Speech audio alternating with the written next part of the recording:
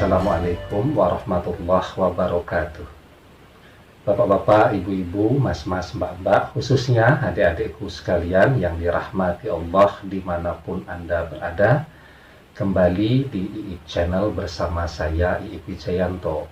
Kali ini kita akan membahas tentang topik mantan yang sudah bertahun-tahun menghilang, tiba-tiba nongol, kemudian deprok di telapak kaki Anda, minta maaf dan mohon untuk kembali. Ya, jadi ada perbedaan yang sangat signifikan antara Anda dan kemudian selingkuhan dari mantan Anda pada saat ini, atau pasangan yang baru dari mantan Anda. Dulu Anda ketemu dengan mantan Anda ini ketika masih sama-sama tidak punya apa-apa, belum menjadi siapa-siapa, ya, masih kurus kering, masih kucel begitu, dan Anda bisa mencintainya dengan sepenuh hati, memberikan support, ya, memberikan berbagai bantuan sehingga dia bisa sukses, ya, dalam karirnya, dalam pendidikannya, dan memiliki apa yang dia miliki pada saat ini, ya. Sekarang setelah dia keren nih, ya, sudah punya macam-macam lah, daya tariknya menjadi meningkat, ya, sehingga banyak yang mau kepada yang bersangkutan tadi. Datanglah, ya, berbagai tawaran-tawaran cinta, dan kemudian dia tergoda dan akhirnya dia pergi dengan seseorang yang baru dan meninggalkan Anda sendirian. Pertanyaannya, mungkin tidak dia untuk kembali kepada Anda lagi seperti dulu? Ya, jawabannya sangat mungkin. Kenapa? Anda adalah orang yang sangat kenal baik tentang siapa dirinya. Ya, bisa bertahan dalam waktu yang lama karena apa? Karena Anda menerima dia dengan segala kekurangan dan kekurangannya. Ya, Anda terima semuanya sebagai satu paket, Anda ikhlas. Itulah yang kemudian bisa membuat hubungan antara Anda dan mantan Anda bertahan, ya.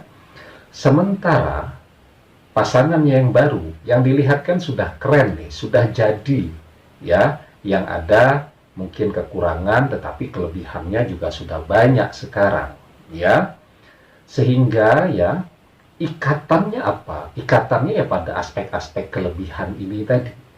Ketika kelebihan-kelebihan ini hilang atau habis atau berkurang, maka akad cintanya juga akan menjadi berubah, ya.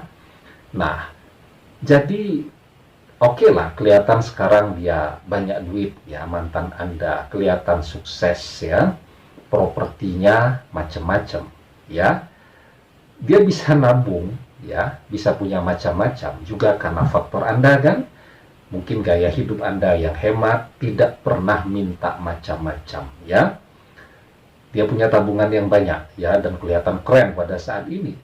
Sementara seseorang yang datang karena yang dilihat faktor-faktor materi ini tadi, apa bisa diajak hidup susah? Apa bisa diajak hidup sederhana? Maka kalau kita mau membuka mata kita lebar-lebar, mendengarkan informasi yang ada di sekitar kita, ya, 99% lah orang yang berselingkuh itu berujung dengan kegagalan. Kenapa?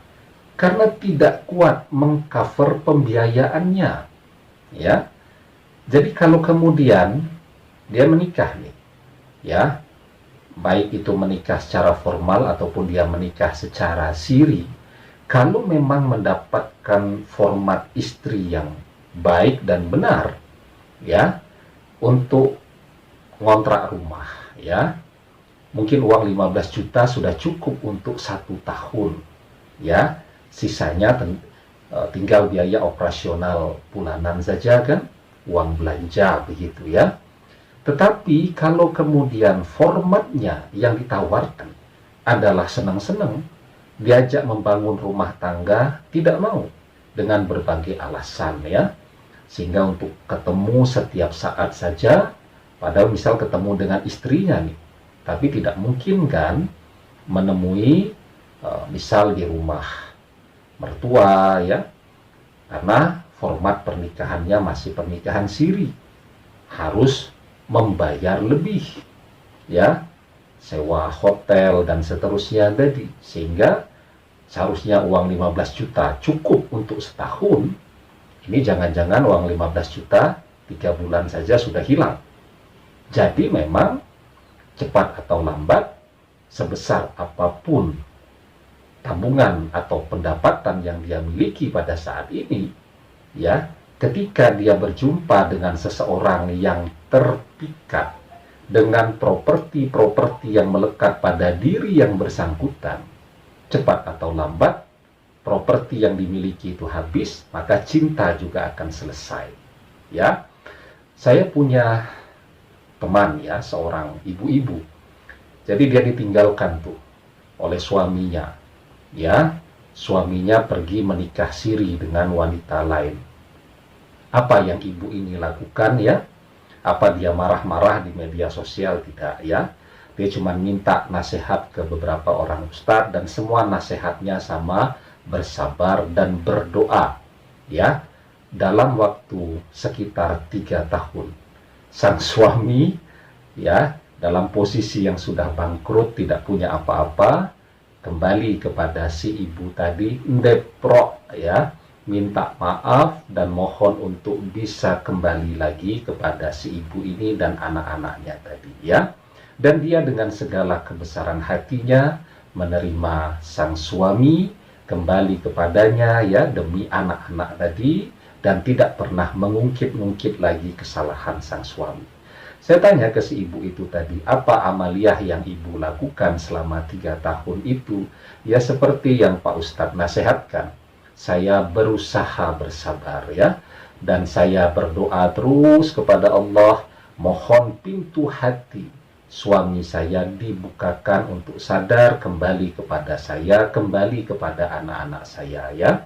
Saya sempatkan setiap selesai sholat ya, saya kirimi Al-Fatihah untuk ruh, akal dan jasad suami saya, ila ruhi wal akli wal jasadi. Suaminya namanya siapa dia sebutkan ya, saya kirimi Al-Fatihah 30 kali setiap saya selesai sholat.